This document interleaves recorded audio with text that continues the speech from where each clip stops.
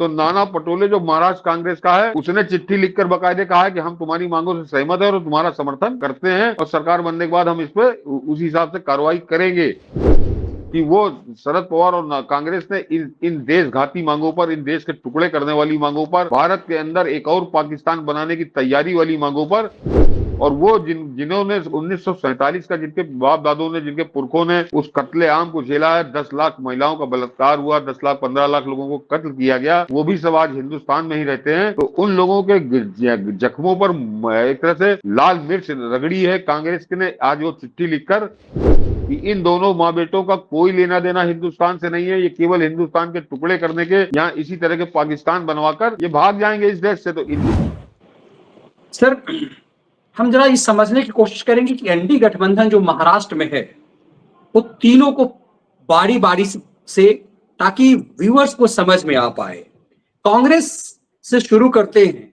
ये कांग्रेस ने इस देश को का बंटवारा करवाया। कांग्रेस को हिंदूवादी पार्टी जिन्ना ने कहा, नेहरू को, गांधी को हिंदू नेता कहा, और इस कांग्रेस ने एक हिंदू बहुल हिंदुस्तान लिया और मुसलमानों के लिए पाकिस्तान बना। और ये साफ था, हमें आज यदि याद रहता तो मैं वो भी रखता कि जिसमें सरदार पटेल ने कहा था कि रातों रात तुम्हारी अंतरात्मा कैसे बदल गई, ये लोग यहां रह गए। इसीलिए सरदार पटेल को, कांग्रेस के नेता रहे, देश के पहले गृह मंत्री थे, उनको साइडलाइन कर दिया गया। भारत रत्न चोर उचक्के को मिल गया कांग्रेस पार्टी से, लेकिन सरदार साहब को नहीं मिला। जिस कांग्रेस ने इस देश का विभाजन हिंदू मुसलमान पे किया, हिंदुओं के हिस्से में जो देश आया, उस देश में पाकिस्तान चाहती है कांग्रेस। ये कांग्रेस का क्या एजेंडा है? हाँ मनीष जी, वो तो अभी प्रधानमंत्री मोदी के जो 2 भाषण थे उसके ऊपर हम लोगों ने बात की। और अब आते हैं जरा आज के जो मेन एजेंडा है, जो कांग्रेस का पूरी तरह से चेहरा काला कर देता है। कि मैंने ट्वीट किया है, तो जरा वो मांगे आप दिखा दीजिए, मैं पढ़ दूंगा। मैंने उस पर लिखा ही ये है कि भारत में एक बार फिर 1947 का खूनी इतिहास दोहराने की तैयारी, और भारत में एक बार फिर एक और पाकिस्तान बनाने की तैयारी वाली उलेमा बोर्ड की 17 मांगों को मानने को तैयार हो गई है कांग्रेस। अर्थात भारत में एक और पाकिस्तान बनाने को कांग्रेस, पवार और मौन के साथ उद्धव ठाकरे तैयार है। यानी जो अभी मैं मांगे आपको पढ़ के सुनाऊंगा, तो उसके बाद आप दंग रह जाएंगे कि कोई राजनीतिक दल हिंदुस्तान का वो इस तरह की मांगों पर कैसे हामी भर रहा है। ये 17 मांगे हैं जो अभी मनीष जी दिखाते हैं आपको। तो जरा इसकी 17 मांगे दर्शकों को ध्यान से सुनिए, क्योंकि न्यूज चैनल चला रहे हैं लेकिन कुछ मांगों को जिक्र कर रहे हैं। कि इसकी मांगे क्या है? कि वक्फ बिल का विरोध, नौकरी और शिक्षा में 10% मुस्लिम आरक्षण, 10% मुस्लिम आरक्षण, जो अभी प्रधानमंत्री मोदी ने कहा, यानी पिछड़ों का आरक्षण काटकर उन मुसलमानों को 10% आरक्षण दिया जाए, ये इनकी मांग है। महाराष्ट्र के 48 जिलों में मस्जिद, कब्रिस्तान और दरगाह की जब्त जमीन को आयुक्त के जरिए सर्वे करा के वापस किया जाए, ये इनकी दूसरी मांग है। तीसरी मांग है कि महाराष्ट्र के वक्फ मंडल के विकास के लिए 1000 करोड़ का फंड दिया जाए, ये जरा सुनिए। और चौथी मांग और खतरनाक है, ये बिल्कुल जैसे पाकिस्तान बनाने से पहले जिन्ना ने जो शर्तें रखी थी, उसी तरह की शर्तें हैं ये। कि साल 2012 में 2024 के दंगे फैलाने के आरोपों में जेल में बंद निर्दोष मुसलमानों को बाहर निकालने की मांग, यानी जो 2012 से 2024 तक मुसलमान गुंडे, मुसलमान दंगाई जेलों में बंद हैं, उनको बिना शर्त रिहा कर दिया जाए, ये इनकी चौथी मांग है। पांचवा कहना है कि मौलाना सलमान अजहरी को जेल से बाहर निकालने के लिए एमबीए के जो 30 सांसद हैं वो पीएम मोदी को खत लिखें। तो अब बनी जी जरा, मौलाना सलमान अजहरी को समझ लीजिए कि ये फरवरी में बंद है, गुजरात की जेल में बंद है, और ये हिंदुओं को कुत्ता, काफिर, उनको निपटा देना और अल्लाह के उससे, ये कितनी इसने जहरीली भाषा बोली थी, उसका गुजरात पुलिस ने इसके बांस डाला, इसको बंद किया। तो अब ये कह रहे हैं कि कांग्रेस के सांसद शरद पवार के और उद्धव सेना के वो सांसद एक खत लिखे प्रधानमंत्री मोदी को कि सलमान अजहरी को रिहा कर दिया जाए। यानी इस मांग को मानने का मतलब है कि कांग्रेस का कोई लेना देना नहीं है हिंदुओं से। हिंदुओं को चाहे जितना तुम गरियाओ, चाहे जितना कुछ करो, उसके लिए चिट्ठी लिखेंगे ये। और अभी छठी मांग है कि महाराष्ट्र में मस्जिदों के इमाम और मौलाना को सरकार हर महीने 15,000 रुपए की तनख्वाह देने का वादा करे। पुलिस भर्ती में मुस्लिम युवाओं को भी आरक्षण प्राथमिकता दी जाए। महाराष्ट्र में शिक्षित मुस्लिम समुदाय को पुलिस भर्ती में प्राथमिकता दी जाए। इंडिया गठबंधन को रामगिरी महाराज और नीतीश राणे को जेल में डालने के लिए विरोध करना चाहिए, ये उनको विरोध। महाराष्ट्र में भारत गठबंधन के सहयोगियों के सत्ता में आने के बाद ऑल इंडिया उलमा बोर्ड के मुफ्ती मौलाना अलीम हाफिज मस्जिद के इमाम को सरकारी कमेटियों में लिया जाए। महाराष्ट्र विधानसभा में 2024 के चुनाव में मुस्लिम समुदाय के 50 उम्मीदवारों को टिकट दिया जाना चाहिए। तो खैर महाराष्ट्र सरकार द्वारा महाराष्ट्र सरकार के माध्यम से महाराष्ट्र राज्य वक्फ बोर्ड में 500 कर्मचारियों की भर्ती की जानी चाहिए। महाराष्ट्र सरकार वक्फ बोर्ड की संपत्तियों पर अतिक्रमण हटाने के लिए महाराष्ट्र विधानसभा में एक विशेष कानून पारित करे। हमारे पैगंबर मोहम्मद के खिलाफ बोलने वाले लोगों पर कानूनी प्रतिबंध लगाने के लिए कानून बनाया जाना चाहिए। ये वो जो ब्लेसफेमी कानून पाकिस्तान में लगता है, ये वही कानून ये हिंदुस्तान में भी बनाना चाहते हैं। जब महाराष्ट्र में इंडिया गठबंधन के सहयोगी सरकार बनाएंगे तो आरएसएस पर प्रतिबंध लगाया जाना चाहिए। ये इनकी एक विशेष मांग है। जरा गौर करिए कि इनका लेना नहीं देना दो कि आरएसएस पर प्रतिबंध लगाया जाना चाहिए। महाराष्ट्र के 38 जिलों में अखिल भारतीय उलेमा बोर्ड कार्यरत है। उल्लिखित मांग को मंजूरी देने के लिए इंडिया गठबंधन के नाना पटोले, उद्धव जी और शरद पवार को आश्वासन पत्र देना चाहिए। ये 16वीं मांग है, जरा इसको गौर से सुनिए क्योंकि आगे डिबेट इसी पर है। ये कहना है कि शरद पवार और नाना पटोले और उद्धव ठाकरे हमको बकायदे चिट्ठी लिखकर इस पर आश्वासन दे, तब हम मुसलमानों का वोट तुमको पड़ेगा। और 17वीं मांग है इनकी कि महाराष्ट्र विधानसभा चुनाव 2024 इंडिया गठबंधन के लिए प्रचार करने के लिए अखिल भारतीय उलेमा बोर्ड को 48 जिलों में आवश्यक मशीनरी प्रदान की जाए। यानी इनको वहां पे चुनाव लड़ने के लिए, चुनाव लड़वाने के लिए इनको बकायदे रकम भी दी जाए, मोटी रकम दी जाए। और ये तो इनकी जो पाकिस्तान परस्ती की मांग थी या दूसरा पाकिस्तान बनाने की तैयारी वाली ये जो मांग है मनीष जी, इसमें सबसे जो शर्मनाक बात है और सबसे खतरनाक बात है कि इनकी इस मांगों को स्वीकार कर लिया है इनको। और जो उनकी जो शर्त थी कि चिट्ठी लिखकर मांगा दिया जाए, तो नाना पटोले जो महाराष्ट्र कांग्रेस का है उसने चिट्ठी लिखकर बकायदे कहा है कि हम तुम्हारी मांगों से सहमत है और तुम्हारा समर्थन करते हैं और सरकार बनने के बाद हम इस पर उसी हिसाब से कार्रवाई करेंगे।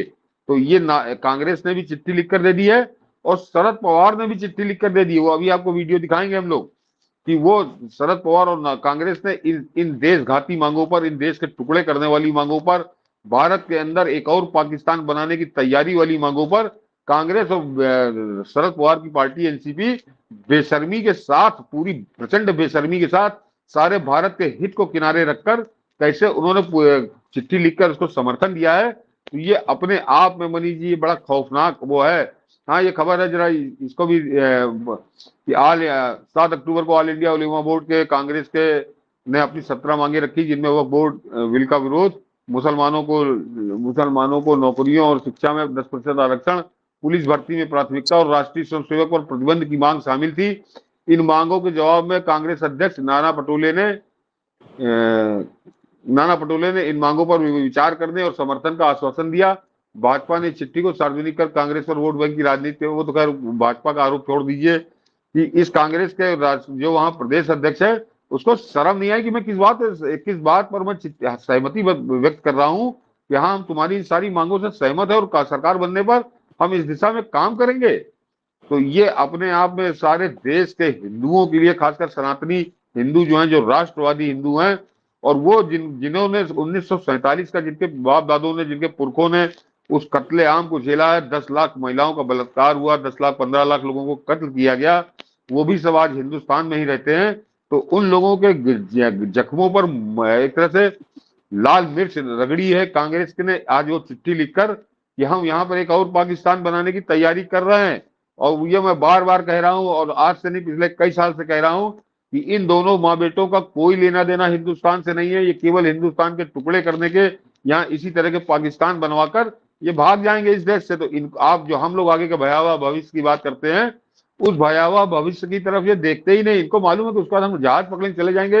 ये अपना एजेंडा किस तरह से लागू किया जाए, तो आज महाराष्ट्र के चुनाव में बड़ा खुलकर सामने आ गया है कि किस तरह से हिंदुस्तान के टुकड़े करने पर ये आमादा हो गए हैं। और अब इतनी देशघाती मांगों पर, यानी जो कह रहे हैं कि 12 साल से जो लोग जेल में बंद है उनको छोड़ा जाए, सारे मस्जिदों इमामों मौलानाओं को सबको तनख्वाह दी जाए 15-15 हजार रुपए, तो ये कहाँ से देगी कांग्रेस। तो इसको किसी भी तरह वहां सत्ता में आ जाए, उसके बाद इन मुल्लाओं को, इन मौलानाओं को खुलकर नंगा नाचने की छूट दे दी जाएगी। और वो जो पाकिस्तान में ब्लास्फेमी कानून है जिसमें किसी को भी पकड़कर वो सड़क के ऊपर मौत के घाट उतार देते हैं, ये वही कानून यहाँ पर भी लागू हो। और उस पर महाराष्ट्र का प्रदेश कांग्रेस का अध्यक्ष कह रहा है कि हाँ, हम तुम्हारी बात से सहमत हैं, और हम तुम्हारे सरकार बनेगी तो हम इस दिशा में काम करेंगे, हम समर्थन करते हैं इसका।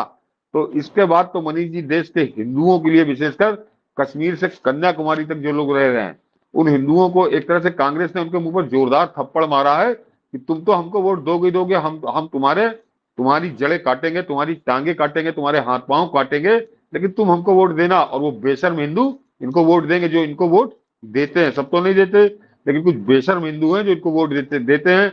इनका ढपली बजाते हैं सोशल मीडिया पर, जिनको अपने पुरखों का अतीत नहीं मालूम, पुरखों का इतिहास नहीं मालूम, और आने वाला भविष्य जिनको नहीं दिख रहा, वो इस कांग्रेस की इटालियन माँ बेटे की किस तरह से चरण चाकरी में लगे हुए हैं, किस तरह की चरण वंदना कर रहे हैं कि इसके बाद भी ये कांग्रेस की जिंदाबाद कर रहे हैं। और वो जो कांग्रेस के प्रवक्ता आ रहे हैं टेलीविजन पे, वो भी हिंदू हैं मनीष जी। तो वो सोच लीजिए वो कितने जहरीले हैं या जहर में पागल हो चुके हैं। वो इस कुकर्म को, इस करतूत को, इस देशघाती करतूत को, इतनी देशघाती 17 मांगों को मानने वाली चिट्ठी लिखने वाले उस नाना पटोले का समर्थन कर रहे हैं, उस कांग्रेस का समर्थन कर रहे हैं। और वैसे भी मैं बता दूं कि नाना पटोले की औकात नहीं कि वो अपने मन से चिट्ठी लिख दे। वो चिट्ठी निश्चित तौर पर राहुल गांधी, सोनिया गांधी और वो खड़गे जो बैठा, खड़गे तो खैर उसको तो छोड़ दीजिए, मगर इन दोनों माँ बेटे की सहमति से उनकी तरफ से जब हरी झंडी दे दी गई कि हाँ इस मांग से तुम सहमति व्यक्त कर दो, तो उन्होंने वो चिट्ठी लिखी है। तो ये, और अभी जो इसका सबसे खतरनाक चैप्टर है वो तो अभी हम लोग अभी आगे आपसे जिक्र करेंगे कि हम लोग जो बातें कर रहे हैं वो हवा में बातें नहीं कर रहे हैं, ये किस तरह से इंच इंच करके नहीं, ये एक एक फुट करके आगे बढ़ रहे हैं और हमको आपको देश से निकालने की तैयारी है इनकी। बिल्कुल, और ये काम वो कांग्रेस कर रही है, मैं लगातार दबाव डाल रहा हूं, जिस कांग्रेस ने देश का विभाजन हिंदू मुसलमान के आधार पर कर लिया। फिर उसके बावजूद यहाँ पे रहने वाले सनातनियों को इस समझ में नहीं आ रहा कि कांग्रेस फिर वही खेल कर रही है। इसका मतलब ऐसा लग रहा है कि कांग्रेस ने जानबूझ करके साजिशन मुसलमानों को पहले एक बड़ा हिस्सा दे दिया और फिर हाँ बचे हुए हिस्से में से एक, तो ये बंदर और बिल्ली वाला ही खेल लग रहा है कि कांग्रेस भारत का टुकड़ा टुकड़ा करके, जिसने पाकिस्तान बनवाया, बांग्लादेश बना उसी हिस्से से, उन हिस्सों में कैसे हिंदुओं की संख्या खत्म कर दी गई। अब फिर बाकी हिंदुओं का जो हिस्सा है वहां से भी कांग्रेस पूरी तरह से हिंदुओं को भगा देना चाहती है। नहीं, अब तो मनीष जी जो कांग्रेस की हरकतें हैं या कांग्रेस की करतूतों में जिसकी बात करूं, वो बहुत स्पष्ट संकेत दे रही कि 1947 में जो जब बंटवारा हुआ, धर्म के नाम पे बंटवारा हुआ, तो वहां पे मुसलमान चले जाते, हिंदू यहाँ रहते, कोई परेशानी नहीं थी। लेकिन अब समझ में आता है कि नेहरू ने साजिश के तहत मुसलमानों को यहाँ रोका था कि एक 70-80 साल बाद फिर तुम्हारा बंटवारा कराएंगे, मैं नहीं जिंदा रहूंगा तो मेरे मेरे जो ये बिस्बेल पैदा होगी वो तुम्हारा बंटवारा करा के जाएगी और तुमको एक बड़ा हिस्सा और देंगे। तो मुसलमानों को एक और पाकिस्तान देने के लिए ही जानबूझकर 1947 में नेहरू ने बड़ा हाथ पांव जोड़ के, बड़ा रणनीति के तहत यहाँ रोका था वो नेहरू। और वो जो उसका बाप बना हुआ था, जिसको उसने देश का बाप बना दिया पता नहीं क्यों, मोहनदास करमचंद गांधी, इन दोनों ने मिलकर एक बड़ी साजिश के तहत यहाँ पे मुसलमानों को रोका था कि हम आगे एक और बंटवारा तुम लोग लेना, तुम लोग एक और हिस्सा लेके चले जाना। तो उस रणनीति पे, उस साजिश पे अब काम हो रहा है कि किस तरह से अब एक दूसरे पाकिस्तान बनाने की तैयारी कर रहे हैं ये। और आज वो जो वो उलेमा बोर्ड की जो चिट्ठी है और उस पर जो पलट के सहमति है कांग्रेस की और शरद पवार की,